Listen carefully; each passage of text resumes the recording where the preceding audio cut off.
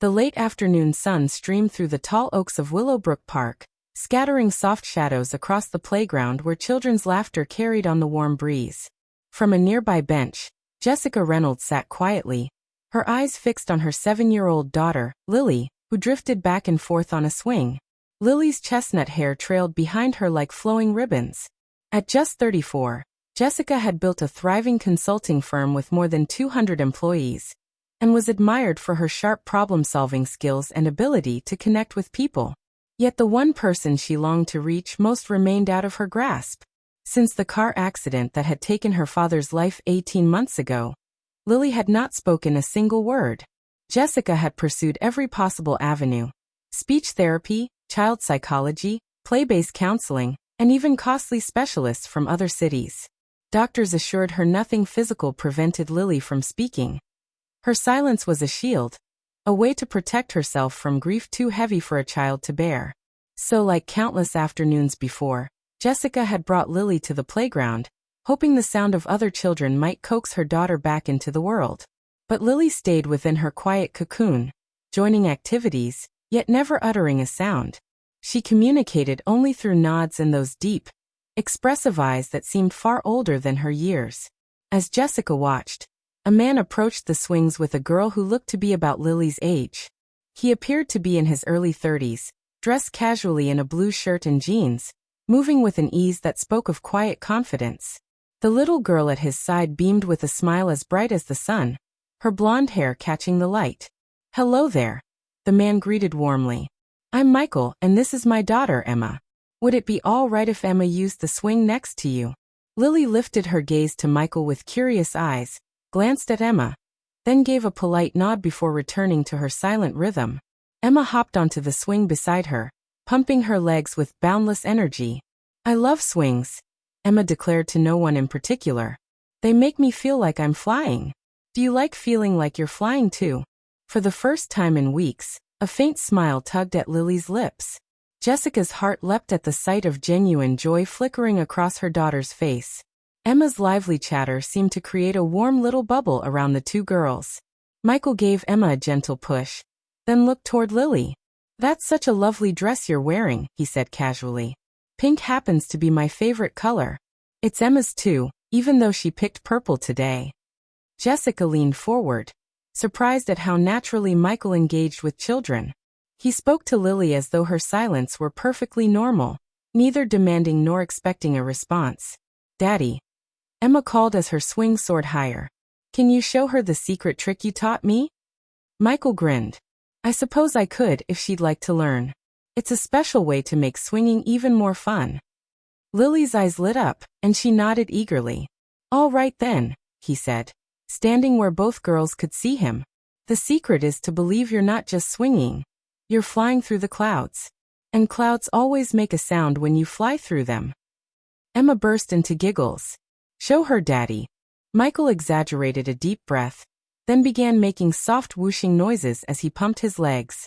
Whoosh, whoosh, like the wind rushing through the sky. Emma joined in immediately. "Whoosh. I'm flying through a rainbow cloud," she squealed. Lily watched with wide-eyed fascination.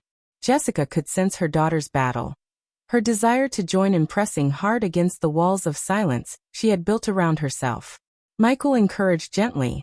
"The best thing about cloud flying is that everyone makes their own sound. Some whoosh, some hum, some whisper like the breeze. There's no wrong way." Jessica held her breath as Lily's lips parted ever so slightly. She wanted to speak. Jessica could see it, but fear still held her back. "You know," Michael said softly, kneeling so he could look Lily straight in the eyes, "sometimes cloud flyers need a little extra magic. Would you like me to share some with you?" Lily gave a solemn nod, her gaze fixed on him with trust. Michael reached into his pocket and pulled out a small, smooth stone. "I found this by the ocean. It's special. When you hold it and let out any sound, even the tiniest whisper, it makes your voice stronger and helps you fly higher than any swing ever could." He placed the stone gently into Lily's hand, curling her fingers around it. "It works best if you close your eyes, breathe deep, and let the sound come out naturally." Jessica's heart raced as Lily squeezed the stone, shut her eyes, and drew in a long breath. The playground was filled only with Emma's whooshing and the creak of the chains. And then, so faint Jessica nearly missed it, came a sound. Whoosh! It was fragile, like the flap of a butterfly's wing, but it was her daughter's voice. After 18 months of silence, Jessica covered her mouth, tears spilling as Michael's face lit with pure joy. Perfect, he said gently. You're a natural cloud flyer. Encouraged, Lily tried again, louder this time. Whoosh! Emma squealed in delight. She's flying too. She's flying through the clouds. For several minutes, the two girls swung together, filling the air with laughter and whooshing sounds. Lily's voice grew stronger each time, as if rediscovering pathways that had long been closed. Jessica edged closer, careful not to break the fragile spell. Mama! Lily cried suddenly, her voice clear and bright. Mama, I'm flying through the clouds. Listen. The word pierced Jessica like lightning. Mama. She hadn't heard her daughter say it since before the accident. Overcome with emotion, Jessica rushed to the swing. I hear you, sweetheart, she whispered through tears. You sound beautiful. Michael stepped back, giving them space while keeping a kind watch over both girls. Jessica turned to him, gratitude shining through her tears. Thank you, she breathed. I don't know how you did it, but you just gave me my daughter back. Michael's eyes softened. I didn't do anything special. Lily was ready. She only needed to know it was safe. Sometimes a little bit of magic reminds us who we are.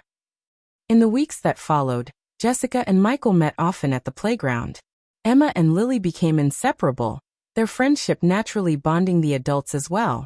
Jessica learned Michael was a music therapist who worked with children facing trauma, with a gift for creating spaces where healing could unfold. The stone isn't really magic, he told Jessica one afternoon as they watched the girls play. But believing in magic can be exactly what helps us take that first step toward healing.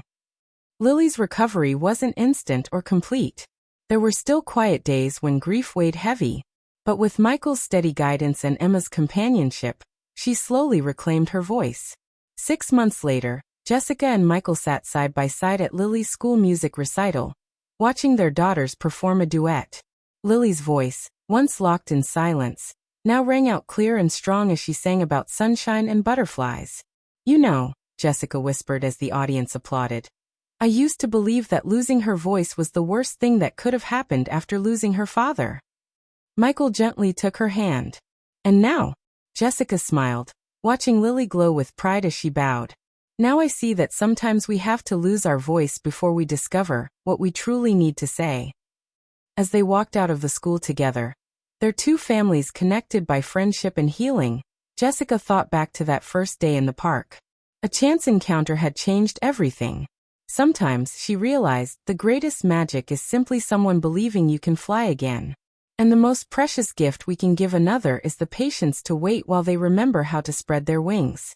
On Lily's nightstand, the smooth stone still rested. A quiet reminder that healing often begins with the smallest act of courage, and the faith to let your voice be heard.